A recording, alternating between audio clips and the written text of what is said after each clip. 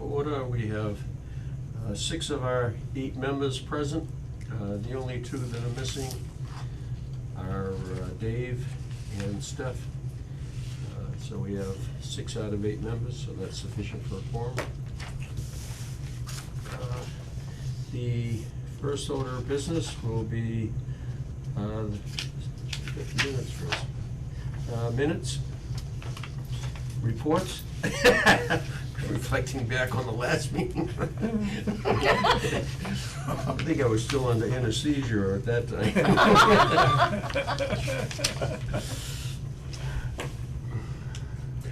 Rick sent around the minutes, I read them. Anybody else have any comments on the minutes?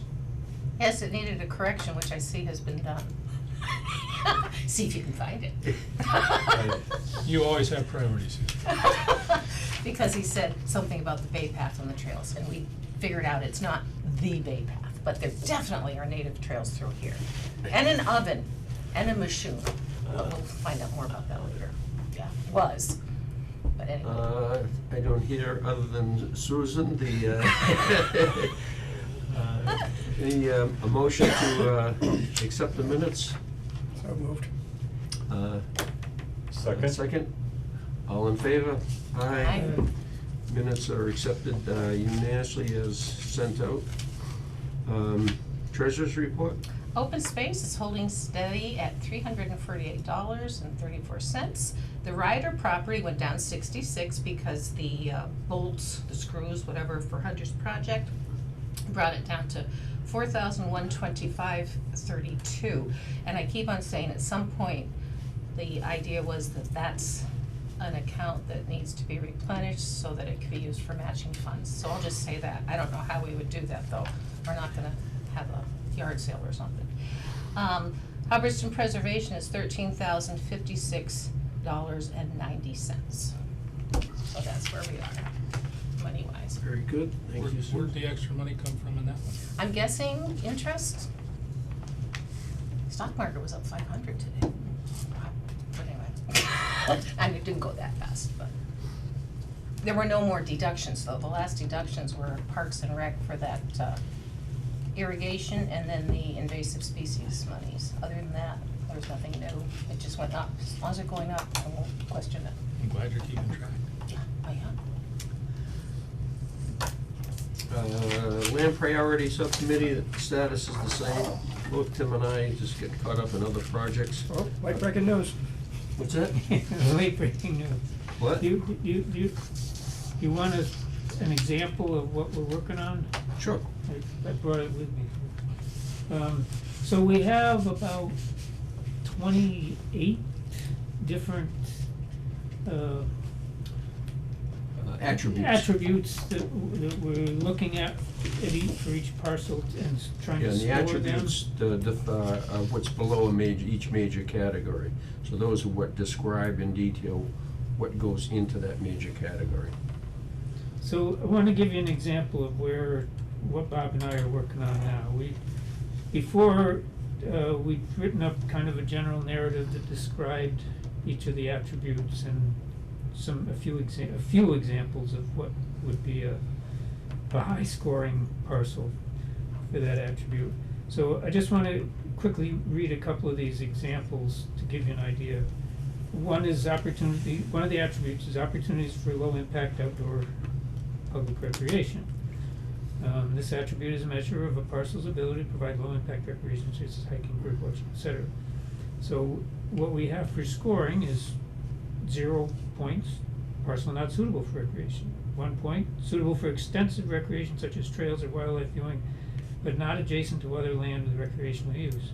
2 points, abuts other land with trails but connectivity limited by wetlands or other terrain. 3 points, suitable for development of intensive recreation, tennis, pickleball, soccer, etc. 4 points, opportunity for a trail that would connect trails on adjacent parcels. And 5 points, opportunity for a multi-use trail that would connect trails on adjacent parcels and have room for a parking area. And the whole idea behind What's that? So that's a mouthful. That's 1 out of 28. So you're gonna do 28 of these. The whole idea behind that is, it's just, without that, it's purely subjective, it's just a description, and so you could have just a minor thing, so it's more like a yes or no. Does it have some of these things? And certainly it's not a yes or no, you gotta be able to grade these things in the 1 to 5 category, just like you described. And it's So very specific. some of them are done, probably 5 or 6 are done. 7 or Pretty 8. good. So hopefully we'll get through that next week. That's what Tim and I have agreed with. And then we'll send it around for everybody's input. So, the ad hoc committee. And I read Rick's report, which was good. So, we had a really good meeting. We came up with an exercise to try to get people talking and spurring ideas.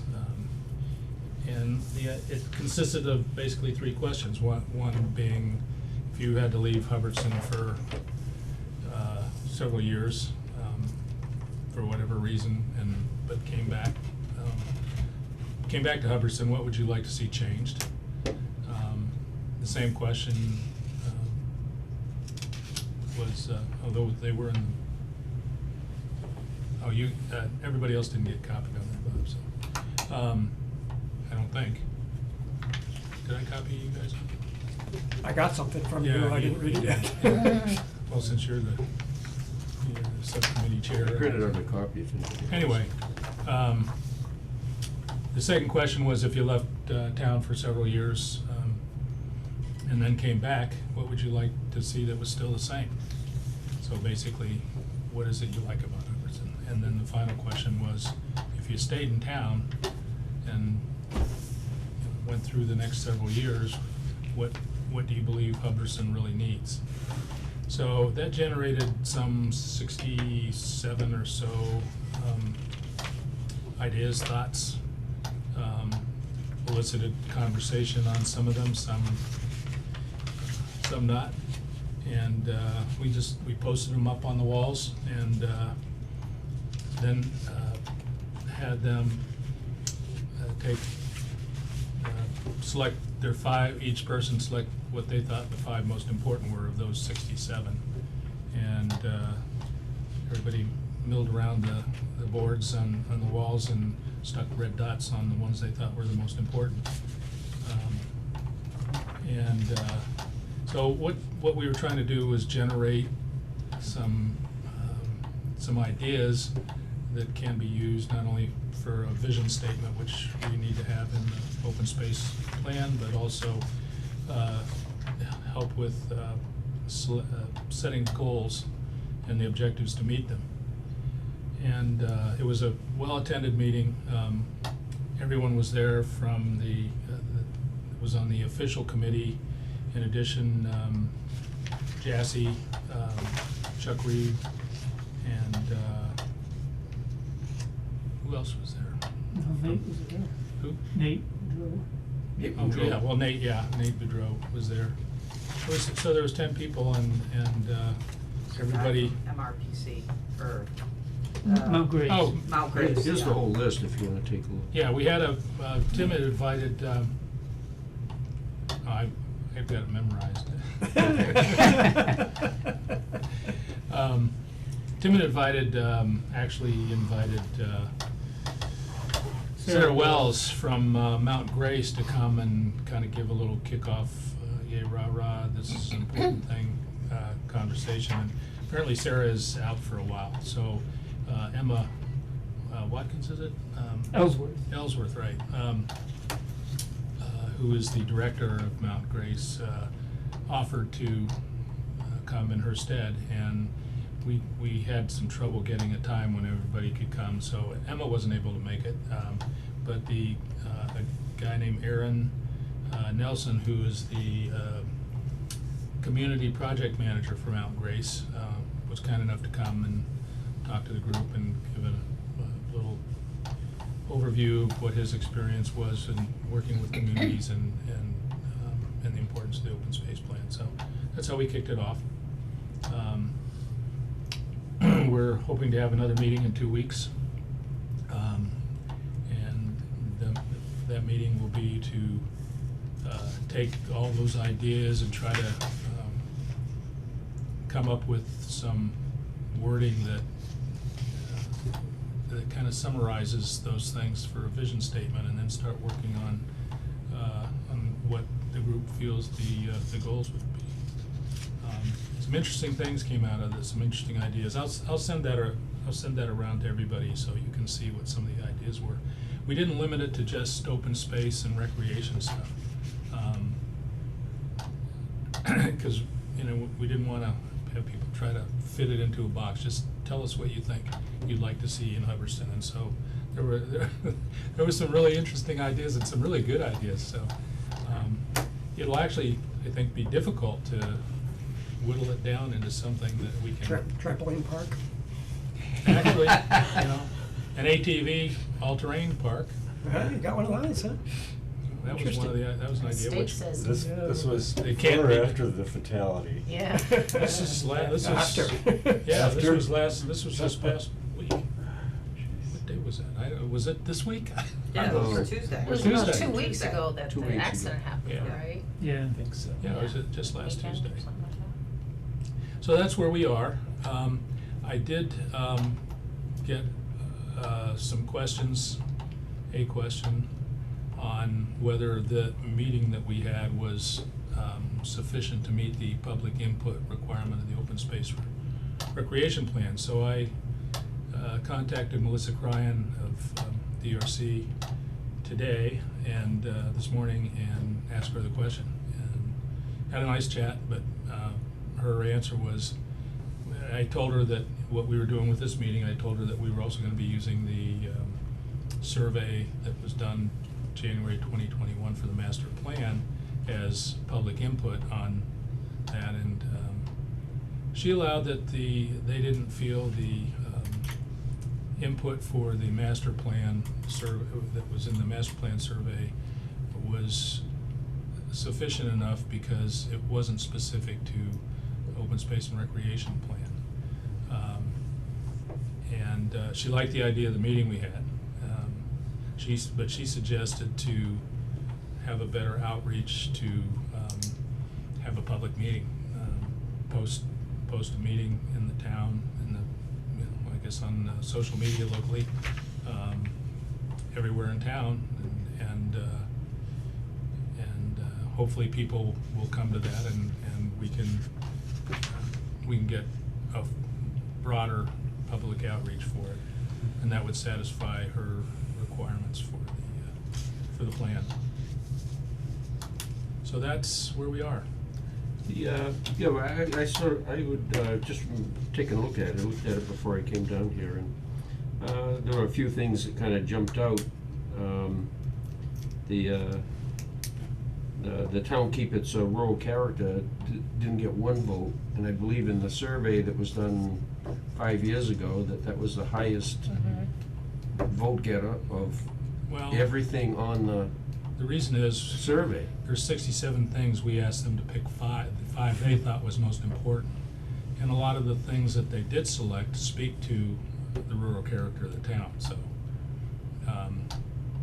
you know, But if you look at it, Yeah, it looks that's- like the rural that's- character isn't Isn't mean that anything. important? well, There's not one vote there. If we Well, had, uh, anything on the list basically has at least one vote. And by virtue of it was something that somebody said they'd like to see. Oh, but then they didn't vote for it afterwards? Is that how They they only had interpret 5 this? votes out of the 67 things. Oh. We could, you know, you couldn't give them 67 dots, we'd be here. What we were trying to do was get a consensus to try to get a consensus of things that were most important to the group as a whole, as opposed to just. I think the list is good.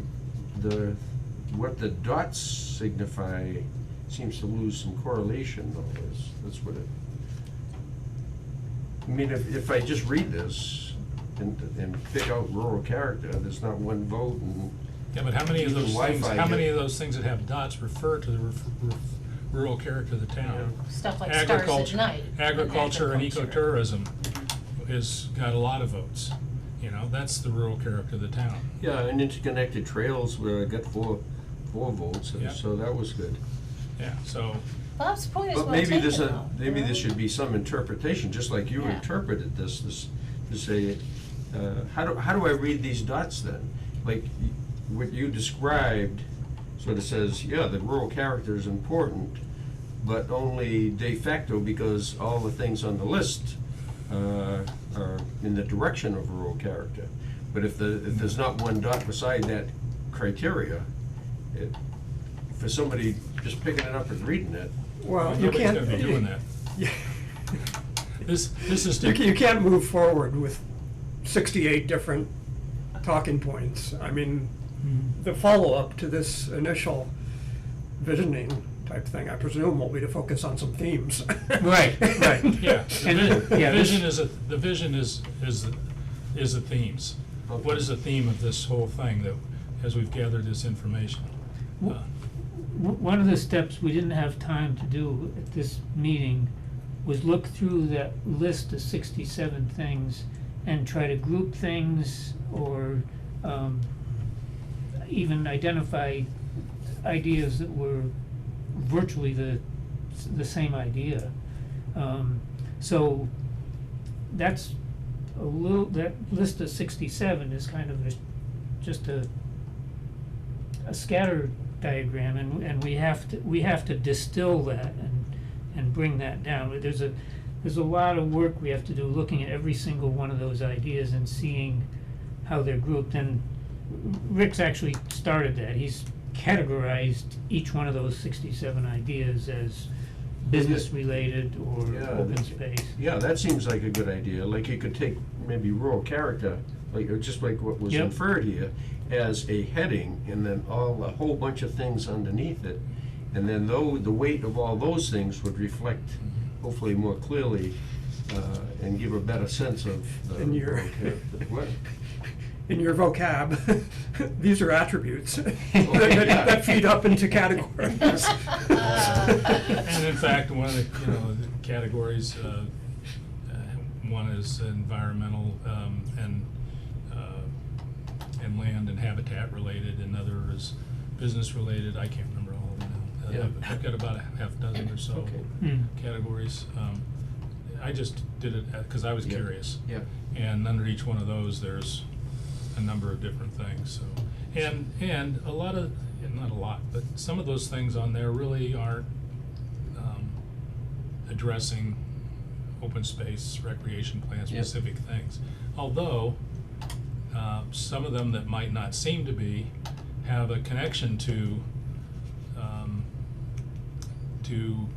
some of the goals we might wanna have for the open space plan. You know, like some of the business related things, you might think initially, well, that's got nothing to do with open space. One of the things that was interesting to me was somebody, one of the ideas that somebody put on there, one of the things that somebody put on there I would like to see was a solution to the central town center sewer problem.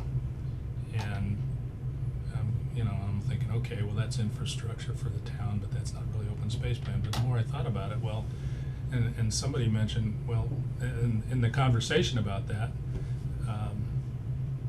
people who know more about it than I do said, if we want to have more small businesses related to ecotourism in town, you're not going to be able to have them if there's no Support way to them. get Yeah. rid of the sewer stuff. Yeah. If you don't have the infrastructure, so it's. And the stuff that pertains to economic activity Yep. has an influence in terms of, are we going to have any money available to do open space kind of things? Yeah, That's right. Yeah, I mean, there was a lot of conversation and a lot of, there were actually more than 67 ideas, but a lot of them were duplicates, and as I was furiously writing up here, some of them, if I knew they were duplicates, I didn't put them down twice. Yep. One participant wanted to see more an industrial, more an industrial park or something in town, just not in the center, but to expand the tax base. And that came up, he actually put that in a couple times, answering in two of the different questions. So, so I didn't write down all the duplicates, but there was a lot of talk about the need in town for businesses of some kind. And so what kind are we gonna have? Do we want do we want a nice restaurant, or do we want a McDonald's? Do we want if we're gonna be talking about agriculture and ecotourism, do we want a big box store or a shoe store or whatever, so so there are connections there that and even in the town infrastructure that don't relate necessarily, but if you think through, some of them might. So that's the conversation we're planning on having at the next meeting. What's your outlook on meetings, like 2 or 3, or is the next one the last one? No, at this point, well, we're definitely having another one, and I'm guessing we'll have a third, because there was a lot of conversation. It was good conversation, an open conversation. So I think that the hardest part is going to be that what are distilling that, and then start to talk about our goals and how we're going to reach those goals. Where are we going to get the money? Those kinds of things. Those aren't all going to get decided, but there's going to be a lot of conversation about it. And I have a hunch that we won't get through that all in one meeting. Okay. So, Any other comments on that? Excuse me, maybe in order to get this additional public comment that's expected for this process, maybe the time to do that would be after we have some draft goals. We've distilled that down into a vision and some specific goals, and then share those with the whole town and ask people for input. yeah, that's a good idea, Tim. I mean, I would you honestly think. How would you orchestrate that? Tots. No, to get something out to the town. Just post it on social media. A Google survey works well. Yeah. I always get good responses with my Google surveys, but mine are very short. I Yeah. try to keep them short, like under 10 questions. Yeah. But Yeah. No. we've done them, Ryan's done them, and had more than 10. And as long as it's not ridiculously lengthy, if you're doing it for 5 minutes, your people lose it, so. Yeah. If you can make very direct, question and answer is multiple choice, a Google survey works very well. You can share the link, everybody. I could see that. What kind of responses do you get? Well, if you put it as an open response, cause I usually will always have one open response, those are really good reads, cause it's fun, just get some popcorn and just read through it. No, I meant numbers of people. and stuff. Depending on the thing, anywhere from 200 to up to the most I've had is like 700. Really? Wow. So, but you're How's talking. the next one coming? Yeah. Just About here- 90. But you're talking like 90? everything from light fight to what kind of bands do you wanna see play on a Yeah, summer that's concert, what you know, we're looking at. depending on what I do. Yeah, that's- As you know, cause you were there, that's the kind of thing we're looking at. Yeah. What do you guys, Yeah. what do you think? I like that idea, and I'd rather do that than a public meeting where I don't know. where we- Yeah, I think it would be really awkward at a public meeting to get a really good, Yeah. because the most vocal people are gonna be, quote unquote, the ones that are heard. Stating the obvious. And that would satisfy Melissa from my conversation with her today. Yeah, yeah. You know, she was not aware that she didn't read, I guess, the 2018 one close enough to see that the survey in that was from 2014, but, so, No. Yeah. anyway, that's a great idea, Katie, thank you. Wow. Any other comments? Oh, sounds good.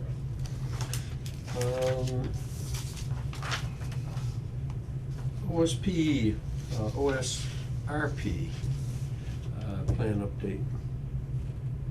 Nothing going on. All right. Waiting for them to finish their work. What can I do? Well, yours is already done, I mean.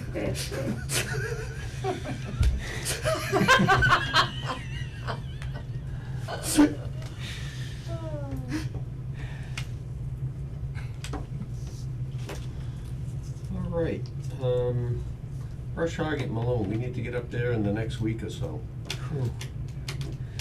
So, it's gonna, this weekend is, on the rainy side, plus I got a trail project, Bay State, trail riders, Yeah. not Bay State, Barry Riding and Driving. Oh, Is doing a trail reroute. Actually, I'll elaborate a little bit more on that to reflect a little bit of this change in attitude of DCR. I think it's Dan Clark is the head of the DCR activity over there. There was one trail, it's called T8, if you would. It goes from the rail trail up to those dirt roads in Barry, and there was T8 gets through some really muddy areas, but it's an important trail for the Barry Riding Club. Dan Clark walked and found a really nice reroute, and so I was part of the group with Barry Riding and Driving.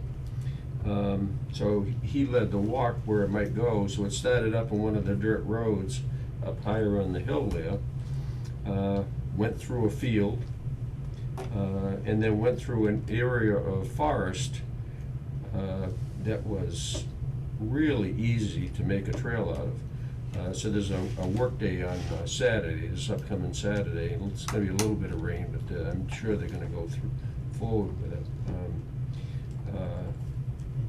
But it's probably about a 1 mile bypass, but it misses all the wet areas on that trail, and there were a number of them.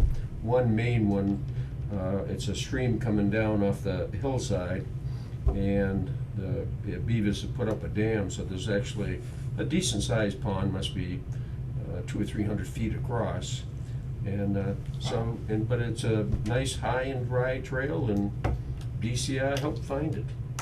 Wow. And then, so the sequence and the conversation that took place, there were probably 6 Barry Riding and Driving people besides myself. We just discussed the situation and said, this is great. And what Dan wanted was a specific trail. He led it, but he didn't map it per se. Brett Russ is really good with maps, and so he, the Barry Riding and Driving went along and flagged exactly where we want, and then Brett GPS'd it and sent that off to Dan, and so Dan walked the trail and said, "Yep, that's fine," wow. and so I'm gonna put a trail in where there was none. Is this a turning point then? What is that? A turning point in attitude. It seems to be. It would seem. And well, and it's not just there. I mean, it seems to be statewide from the feel that I get and from what Chris reported back and stuff. So, but good Yeah. stuff. Does Brett have a hat like Mark's? I don't think so. He showed me that route though on his phone the other day. Who did, Brett? Brett. What did he do? Showed me that T8 Oh. reroute on his Did- phone. oh. Showed me the track of it. Cool. Yep. Yeah, so whenever you wanna get over there and do it, let me know. Yeah. I just gotta I'm get thinking there. sometime in the next week, because we got a lot of growth coming up, and, when the grass gets a little bit higher and you can't see as well, it makes it much more Yeah. cumbersome to Well, get the plus mow. it lays there and rots, Yeah. and, so. And speaking of Malone, unless someone else has already done it, the pine boughs. Yeah. Where should they be dragged? That is bugging me, cause I was overlooking at the garden and assessing, you know, if I have any echinacea left and stuff. On top of the Where rabbit would that house? stuff go in a good, best practice? Off into the woods where we Well, put just- put all the rest of them over the winter. Susan, when was the last time you were there? About a week ago. Yeah, It's still there, right? not much. Small stuff. Oh, were you there? Just needs a rig. Deb and I dragged a bunch of Oh, stuff a bless couple your days ago. souls, that's one thing off my list now. And somebody else picked up the 2 little piles of trash. I mean, there was quite a bit of, Oh, yeah, I would say somebody, substantial boughs. somebody swept out the back of their pickup truck, which had some demolition debris in it, just all little stuff. But somebody picked it all up. We don't know who? No, I don't know who picked that up. Jeez. It might have been somebody doing it because of Earth Day. Oh. Yeah, could have been that, could have been Mike. Oh, really? Yes. Could have been Mike, yeah. Oh, speaking of that, I don't know if anybody's had a chance yet to do anything about, I know Stephanie was gonna cut those trees on I was just thinking of that. behind the chimney and You'll- cross, You'll, but, you'll appreciate this story. but Jassy and Tom were riding there that week, and she asked me if we were gonna have a work day and get those taken care of. And I said, yeah, And then we're. there's one fallen tree out into the field, just headed down that way, right in the open area, right up to the top of the hill. And, geez, Steph had tried to use we got a pretty decent electric chainsaw that'll cut through really some good sized stuff. And, but she had a problem with it in one project she was doing. And she bound the chain up and it popped off and she didn't know how to get it back on. So Bob fixed it and put the chain back on, and I was in the process of showing her, so I took the chain back Put it on on. backwards? Mark's already got the answer. That's always a little embarrassing. I did that So- just a few days ago. So the one tree that's right at the top of the hill there, right in the open area, about 100 feet down, just leaning out into the field. Steph said, well, let's cut that one and get that out of the way first. He said, no, save your battery till you get down there. Well, we should have tried it. So Steph hikes all the way down there, and she had 2 of the 3 of the kids that ride with us. And they get down to the first tree, and Steph goes, Oh. And she said, it wasn't cutting anything. Oh, dear. And, yeah, it goes backwards, it doesn't cut much. Oh. So, I showed her how to fix that. At any rate, and on that particular saw, which a lot of the new ones do, you don't need any tools or anything to take the cover off and Oh, repair wow. it and stuff. So she could have fixed it in just a couple of minutes, but at any rate, it's not that funny. So those trees, is this tree still there? The one up in the, leaning out into Across? the field, and the ones, yeah, but we'll get back up and do that, so. The ones on Old Cross, yeah, there were some on Old Cross. She said there was one at, behind the chimney that you can get around though, but. Yeah, it's- yeah, you could get around it. Yeah, they had taken a handsaw, so they did enough so you can get around it and cut the branches off and stuff like that. New business, anybody? Were you gonna do the mission thing? Sure. So, this is just for everybody's information, something that interesting.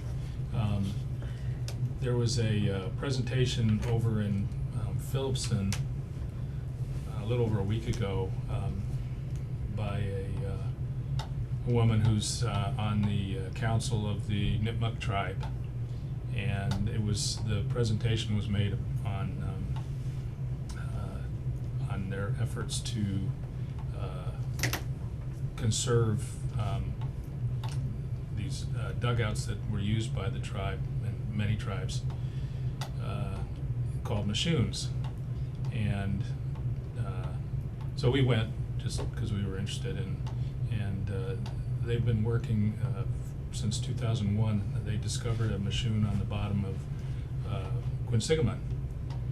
A diver discovered it and got in contact with the Nipmucs and said, you know, this is here, and So they've been working since then with the state, with all kinds of volunteers, with people from UMass, from people from Texas Tech, to do the research on this. They've gone to the state and gotten the area around the Machoon, they're long dugouts, 15-foot long, that were used for local transportation by not just the Nipmucks, but all the indigenous tribes here. And so it was an interesting presentation, but You said at the bottom of Quabbin? Yes. No, Quinsigamond. Quinsigamond. Oh, okay. Yeah. Did he say Quabbin? I probably just heard that. So it What was- is it? It's called a what? Machoon, It's a big M-I-S-H-O-O-N. canoe. Uh-huh. And it's just basic, not a canoe, it's a dugout. Oh, it's dugout, all right. Yeah. It's a Oh, it's a boat. log hollowed up? Yeah. Yeah, it's a They log burn hauled it. out, she went through That's in the very presentation, showed how they did it, and actually they're teaching, some of the tribe members are teaching the younger people how to make them, and they've been making them. But It must be a good-sized structure to have any kind of stability there. I guess they're apparently very stable. When you look at them, it looks like a log with, but. Yeah, but it must be good size, because otherwise you'd think. it Well, was it's just- 15 feet long and it's only about, I'd say about that wide. Yeah, but that's a good size Did they make tree. them out of white That is a pine? big tree. In those days, she said, they made them out of chestnut, but now they have to make them out of white pine Heavy. because, yeah. Well, they didn't cart them, they would use them and then, bury them in the water for the winter. Yeah, in the wintertime, they would, On purpose, they would purposely. put them Sink 'em. underwater, so, Fill it That with would rocks. preserve them. it helped preserve them and keep other tribes from stealing them, because they took a couple weeks, and a lot of people to make, and Yeah. they would work day and night on them until they were completed. They'd burn a little bit, it was really. Oh, yeah, I was gonna say, how'd they do that? I would think maybe burning would Yep. be part of it. Yeah, they'd light fires and start burning, and then they'd. And scrape it out and burn it again. Well, and- the coals never go out, that's why they go night and day. They move the coals to the other end of the log and scrape that part, and then move them back and scrape that part, and they just keep it going. The rest of the tribe comes and brings food, and they camp next to it. It was really cool. Anyway, where I'm going with all this was, so they actually had the state,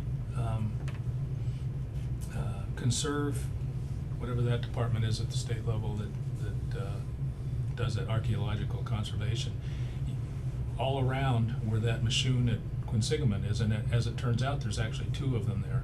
So you can't do anything near there, and they've had divers down there, and they've photographed it and everything, and so their plan is, this is 22 years she's been working on this. The plan is to conserve them somehow, but you can't just take them out of water at this point, because then they'll fall apart because they've been They're submerged for so spongy long. at this point. So during the there's sites of Machoons all over the state. One of them happened to be Comet Pond, and there's one in the apparently in the Worcester Historical Museum that was taken out of Comet Pond how long ago? 1893 it was given, I don't know exactly, to the Worcester group. So, and there's probably more in Comet Pond, because that was their local transportation along the waterways. So, anyway, So, interesting. Yeah, it just adds stuff. to the native trails around here, and it's neat when the pieces start to come together. Because they would use the ponds for fishing, and you're right, they're heavy, that's not like. I was gonna say, it would seem to be cart around. mostly a pond or a lake type Yes. transportation Mhm. vehicle. Because going down smaller streams where you might have to No. portage and stuff, it No. wouldn't, yeah. So how are they planning to preserve them? They're If they figuring- can't take them out of the water? They're figuring that They're out. figuring out, but apparently there's ways to do it.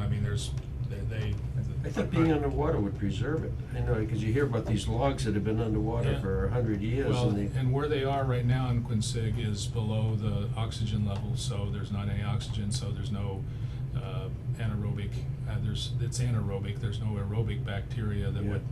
would eat them. But when you bring them out of water, then you introduce oxygen and whatever, so, I don't know, she didn't get into too much of that, although, Yeah.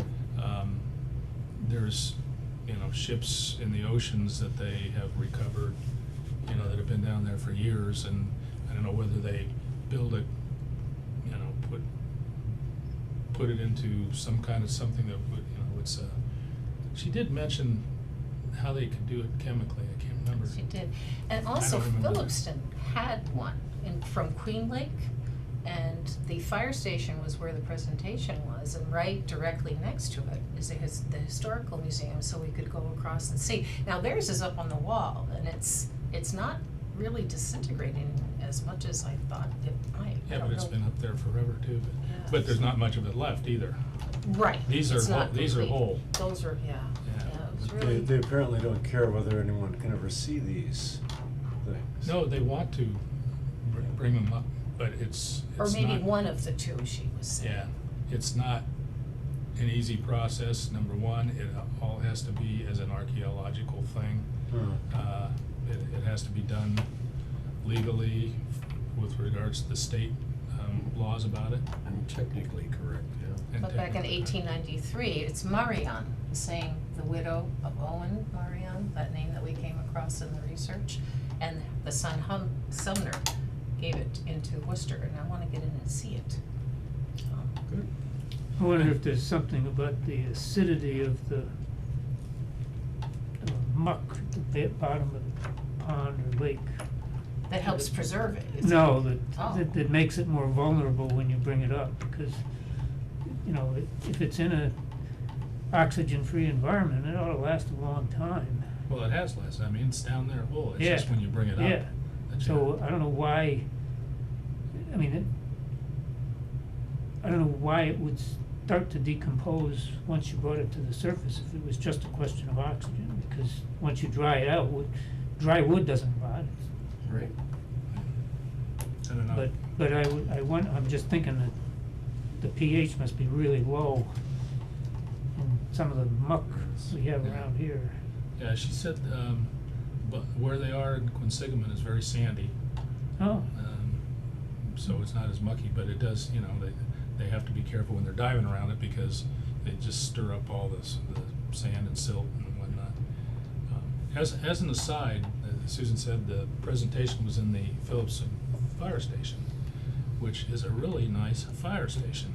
Yes. This little town of Phillipston has a really nice facility there, so. Is it a public safety building or is this Yeah, fire station? it's just fire station. But it had a room for this with a screen set up Had and a big everything training ready to room go. about, I don't know, twice the size of this. Had exercise equipment, offices, it was, and plus where they kept the trucks. So, they can do it, we can do it, Yeah. right? One And would think. they're a small town, right? Is there money over there or something? Quiet money? I don't think so. I don't think so. No, wouldn't I don't think no. so. So how do they do these things? When Yeah. was it built? What? When was it built? I don't know, that's a good question. Oh. It's not exceptionally old though, it's not as old as No, this. but in the past few years, hell, just in the past like 5 to 10 years, things have gone up Oh, yeah. catastrophically. Well, it's more than 5 or 10 years old, yeah. So, Yeah, it's not like Barry's new place or. maybe it predates Prop 2.5 too. That's not that old. Anyway, it was very interesting. Yeah. And one other thing, well, actually, I just want to mention, right next to the fire station was the Historical Society's building, which was a former Methodist church, which was just down the road, and a big equipment person over there. Who knew the name? Somebody knew the name of that person. He not only gave them the land next to the firehouse, which was contiguous with his business, but he also paid for moving the structure. And I thought, there are good people out there doing good things, because I thought, how on earth did they get this done? And that's how they get it done. And so we've gotta save places like the Williamsville Chapel and all that. Wasn't Pete Lyman, was it? It's whatever the No, 2A. The used equipment dealer. The heavy equipment place you can see right off of. Yeah, It's it's right got all on, that- right all off the the big stuff exit, there. basically, Brookside. near, Brookside. 2A. And, the church actually was kind of in the way on their property, so in a way, worked for him, and it worked for the Historical Society. And it's nice to hear stories like that, cause so many people are struggling, as we all know. And then there's the parade. Did everybody get the notice about that from the COA council Yeah, meeting? I did. We all got that. And we said, oh, we don't really wanna march in a parade, right? And we are not gonna do a float, but I did see, as we did back Gonna in resurrect the trees? 217. She's thought about it. No. So this is, as Sue Brigi said, this is just a dignified, unified thing for the community. And so I thought, if we want support for our things, we should support other things. So I happened to know this guy named Rick, and I said, so, if we volunteer to carry the open space banner, no trees, I had costumes, of course, for the parade, but so Brady pulled me right back. She said, remember, this is a dignified thing. And so we're gonna carry the banner and maybe just put flags or something on it, just so open space is represented. It's that simple banner that I used for the 217 thing. Sounds good. But we love company, but we understand. So that's what's gonna be happening on Memorial. the Curtis, on Memorial Day.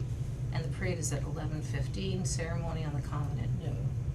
So, I march in it every year, so I don't know what Yeah. you people's problem is. Let's go, come on, Yeah, everybody yeah. get down there, let's yeah, all march. but you need a focus, or cause why are those two people there? I don't know. So we're gonna carry Just the waving, banner just waving. anyway. So, I was gonna suggest sashes. sashes, same. Made out of pine Same. boughs. Yeah, Don't get me or something. started. Bad idea, Todd. Don't give her any ideas. You know the old joke when they ask for volunteers and the whole line steps back and, I'm the last guy standing. Oh, dear. So we're not doing a float? I think you guys should, with a tractor on a trailer and have it be open space themed. Well, we did that, remember? I be horse just, drawn. no, because you know what, I put together that whole thing and I never saw my parade. Yeah. Cause I was too busy doing everything else, I cause I'm a understand party that, of one. yeah, right. Well, I it's saw on- it on video. It's No, on you were video directing somewhere. traffic down the side road. No, I was not. No? Nope, I had to have other people do that. I managed to get a couple volunteers that were willing to hang with me, and they dealt with it. I gave them the lists and everything, and yeah, I was busy with the 300 people up at the rec field Ah. trying to set up and That trying was to keep something. that. It was very well organized. Yeah. It was a great I'm parade. just saying, that's why I don't do parades. Well, and Because last so year's- upset. That one burnt me. The memorial thing last year was, all stops pulled out, so you can't try to duplicate that this year. One up It's- everybody. Yeah, so we'll just keep it simple, but we will be represented, so, and if you have any other good ideas, maybe a pine bough or two. Susan? What? Stop. I think Okay. you should have like a couple stuffed bears and a moose and just. We're keeping it dignified. I didn't say like, No dancing bears. no, A dignified bear. yes. How about the one that visits our bird feeders? He Exactly. hasn't lately, and I'm getting Yeah, we lazy and just not sit taking there on them the in at floor. night. Bear that Probably visits the pay. feeder? First- There was a First porc- bear of spring. There was a porcupine running up Mount Jefferson Road last night. I had to run out and chase it to make sure it wasn't a bear. The darn thing was going like crazy. I never seen a porcupine move that fast. And it was solid black. They usually waddle. You sure it wasn't a bear cub maybe? Yeah, I got close enough. Maybe it was rabid. Well, I didn't get that close. Before I got close enough, I was looking over to my shoulder to make sure it wasn't a little bear and there was a bigger bear behind me. Oh. We had our friendly local bobcat passed through a week or so ago. He visits every year and then disappears. Yeah, several people at the barn saw that rascal last year, out in the woods in your direction. Yeah. All right. I don't have a calendar. I do, how about, it's, the last Wednesday is the 31st of May. 31st of May. That's good. That okay? As long as Bob doesn't miss it again? Well, it was good that most people could come tonight. Yeah. You do know you can put the agenda in like now. I'm just saying, you don't have Just to saying. wait That's right. till 2 days And I beforehand. You never know. Okay, all right, I'm You just never know. making a suggestion. All right, but I can always update the agenda. That actually is a good strategy, I'm just isn't it? saying, if you did it maybe like, Just a little earlier? yeah, a little earlier, you wouldn't have to worry about this again. It's just- Well, he's got such great suggestions. I'm trying to help, I'm trying to help you. All right. I did find out that it's fairly easy to change a date for a meeting, even if it's already been posted. Or you can change the date if once it's posted. Yeah, Yeah. as long as it's before the 48 hours. You can't, it has to be posted for 48 hours. Okay. All right. Do I hear a motion to adjourn? Oh, So so moved. Wait a minute. Okay, we got that. Second? Second? You moved and seconded? No, I thought Rick made the motion. I did. All in favor? All right. Aye.